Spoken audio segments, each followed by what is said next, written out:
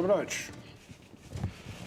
Понекогаш и како наводител и како на јавна личност ми е збогтисано да зборувам за тоа дека немаме квалитетни кадри, немаме добро високо образование или противтежата на тоа е дека постои екзодус на македонските високообразовни кадри низ светот, што може би е и израз на пазарот на труд и на привлекувањето на новите истражувања, или да зборувам за тоа дека ние немаме реална економска стратегија што и во каков правец Македонија треба да се развива, кои економски дисциплини имаат приоритет во светот, или деновија прочитав дека за наредните 20 години, и тоа од директорот на Мерцедес, комплетната слика на занимања, професии, на новите технологии, на општата дигитализација ќе го смени светот на високото образование.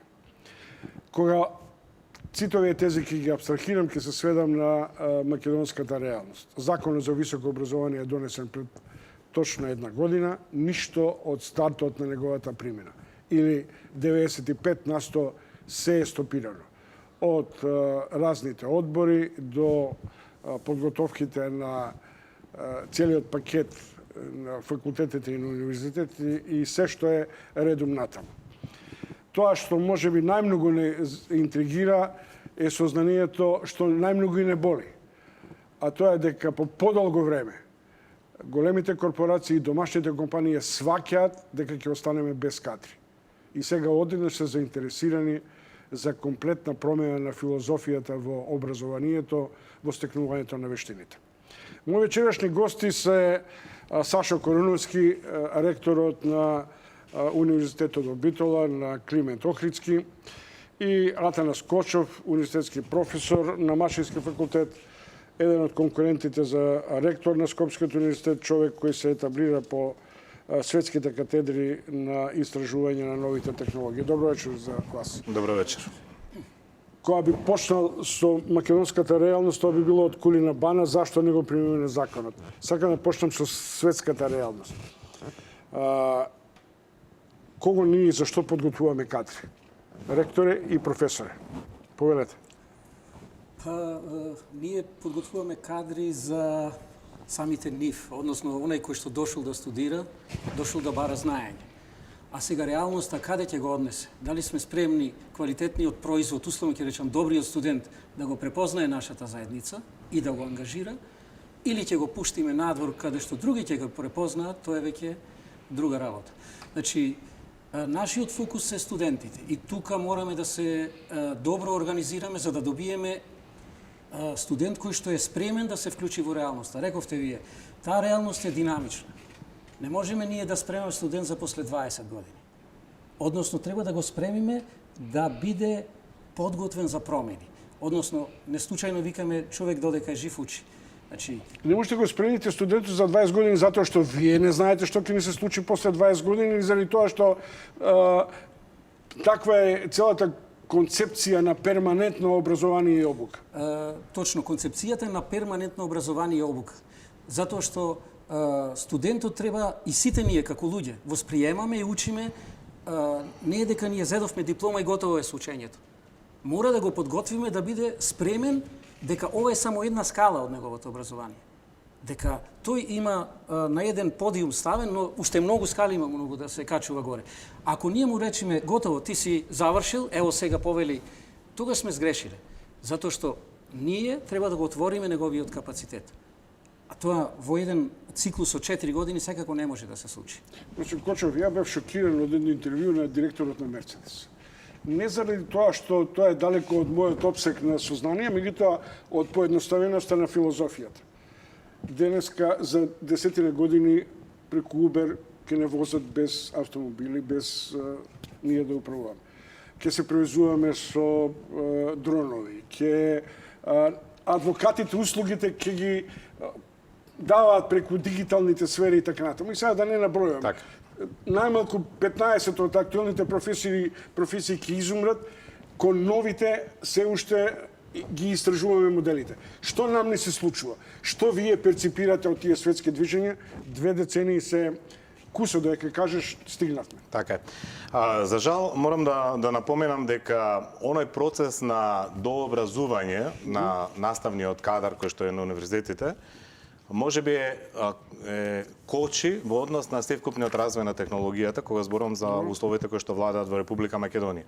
Зошто е тоа така? Тоа е така од причина што прво, вложувањата во високото образование, во науката и истражувањето во високото образование се минимални, да не речам никакви во последниве 2 децении, ако не и 3 децении. Бидејќи, ако земете прво, немаме закон за научно-истражувачка работа, немаме дефиниран начин на финансирање на високото образование. Бидејќи, едноставно, кадарот кој што е во рамките на универзитетите мора да биде подготвен преку наука и истражувања за сите оние новини и технологии кои што доаѓаат. Ако тоа уште малку потрае, тогаш ќе дојдеме во уште понеквалитетно образование, односно неподготвен кадар кој што ќе биде соочен со предизвиците на новите технологии. На крајот од денот наш продукт се студентите. Ние сето она што и ние ќе го истражиме или ќе го научиме, треба да го принесеме и да ги подготвиме новите генерации да одговорат на новите предизвици. Тоа значи дека тоа се процеси кои што се врзани и решавањето на проблемот во образовниот систем, посебно во високото образование кај нас, мора да биде пропратено со измени во начинот на финансирање, буџетирање на високото образование, отварање на портите за наука и истражување и во рамките на државата и она што значи надвор, за да бидеме поконкурентни. Видете, јас морам да напоменам, ако погледате, ние на ниво на држава, ние немаме репозиториум на научни трудови. Ние изборите на наставници во одредени звања ги правиме на база на она што ќе одаде рецензентската комисија. Ако одите во сите земји во околината кај нас, постојат такви репозиториуми во кои што се она што е дојдено или објавено како наука, како истражување стои во тие репозиториуми и на база на тоа се прави избор во одредени звања, што кај нас недостига. И сега кога ќе земите технологиите одат толку многу напред, еве Мерцедес вели за директорот на Мерцедес вели дека за 20 години ако Мерцедес сега пред 2 или 3 или 5 години имал 2 или 3 системи, сега има 20 или 120 подсистеми од аспект на автоматизација и така натаму, значи по критериум сите ние треба да се променуваме кон новите технологии и образовниот систем треба да го менуваме и она што ќе им го нудиме на студентите треба да биде комплетно прилагодено на случувањето што Има една случува. работа која сакам да ја внесеме преку странство на даден начин. Ако се британските универзитети синоним за методичност, следење на светските трендови, еве, денеска ја прочитав дека британските универзитети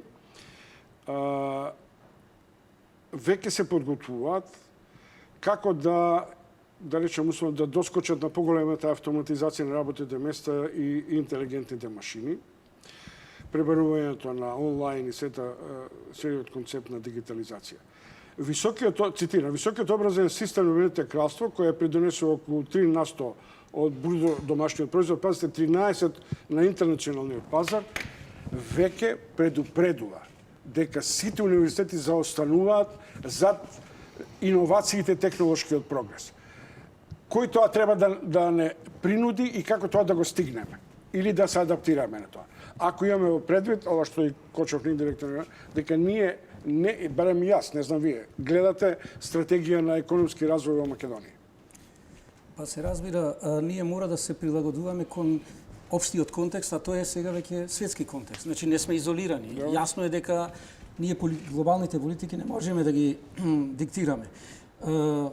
Тоа е така направено затоа што универзитетите се, да речам, институции кои што многу малку се менувале во својата структура.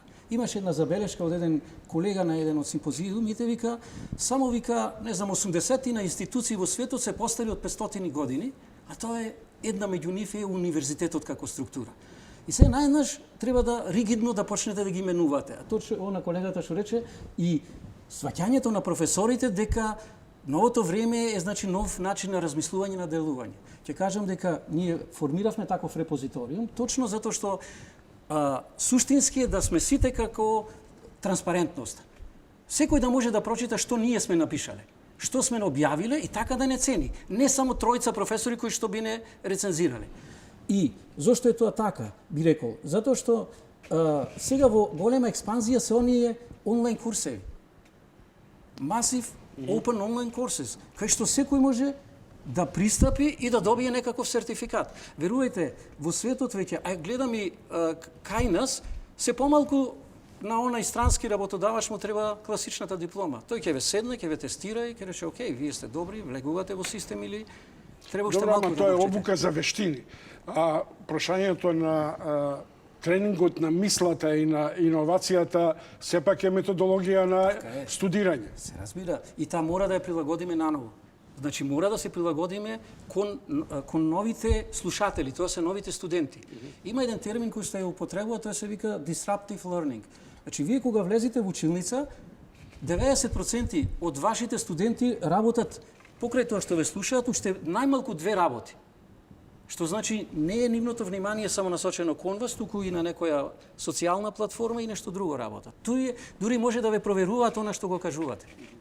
Значи, мораме ние тоа да го сватиме и да се прилагодиме кон новите слушатели. Тие се различни од старите. Ние сакаме да некојаш да кажем, порано други беа студентите. Точно, други беа. Ама сега сме ние тука, како професори, пред овие студенти. Нашата задача е на овие генерации со ваков начин на размислување да им го пренесеме знаењето. Тоа не е исто како пред 20 години. Професор Кочов, читам 2, 4, 6, 8, 9 предмети предавате. Технологија, композитни материјали, машини, алатки, 3D инженерство, медицинско инженерство и така натаму. Прочитав дека имате најмалку 60 или како тоа модерно се вели импакт или на англиски објавени трудови со сами или со цели тимови. Тие произлегуваат од вашата волја или од принудата да следите тоа што ни се случува, што се случува во светот? Да, видите, предметите што ги прочитавте се некои од нив веќе и не ги предаваме. Зошто? Затоа што тоа не го бара новата технологија или не го бара профилот на новиот инженер кој што е даден. Меѓутоа, она кое што во суштина веќе 2 децении поред, кај нас на факултетот, на секоја 4-та година правиме промена на наставните планови и програми за да се прилагодиме на она кое што значи нов современ тек. Она што јас го практикувам е секогаш во дел од предметите за кои што сум задолжен да воведам дел од новините кои што ги има во светот. Например, 3D принтинг или 3D принтање или 3D скенирање или 3D инженерство генерално е воведено кај нас уште пред 8 години, а денеска во светот тоа е, нели знаеме, светоци сме дека 3D принтерите се веќе ги произведуваат во форма на играчки, меѓутоа многу ми е драго што нашите студенти за прв пат уште пред 8 години се запознаат со современи машини за прототипови и добивање на прототипови, бидејќи добивањето, воведувањето на такви нови технологии, запознавањето на новите генерации со новините и трендовите кои што се, бидејќи денеска и автомобил може да добиете на база на она што значи 3D принт. Мислам дека секој од нас поединечно како член на академската заедница мора да се прилагодува, мора да се дообразува, мора да патува, мора да посетува странски универзитети и да ги обновува наставните програми кои што ги предава за да им се даде на студентите ново современо. Оно што го споменавте пред малку, среќа керката моја е на докторски во Англија, синот заврши во Америка. Меѓутоа, пазите, методолошкиот пристап на наставниците кај нив е многу поразличен од она што е кај нас. Кај нив се подготвуваат. Значи, кај нас имаме ситуација што да примеме асистент или некој да биде избран во наставно звање доцент без било каква дообука или подобрување на неговите вештини за да биде во просторија пред 100 или пред 200 студенти. Знаете, не е едноставно да се излезе и пред 50 студенти, а да се биде неподготвен во целиот тој настав. Еден друг пример ќе ви дадам. Начинот на кој што студентите се изразуваат исто така многу значаен. Јас во последниве неколку години воведов презентации во кои што ги замолувам студентите за време на презентацијата да бидат облечени сите во бела кошула или да бидат во темни панталони или темни сукњи, за да покажат дека начинот на представување на сопствените резултати е значаен. Тоа значи дека и оној контакт кој што го воспоставуваме методолошки е значаен да се пренесе до нив покрај она што значи знаење, да ги подобруваат и сопствените вештини на сопствено представување. Утре ќе дојдат пред било кој странски партнер за да бараат работа, мора да ги покажат сите своји вештини до максимум, а за тоа сме ние задолжени во суштина како наставен кадар на универзитетите. Професор Атанас Скочов и ректорот професор Сашо Колуновски гости во отвореното студио. Еден блок реклами и накуси, после се враќаме на дебата за високото образование во Македонија.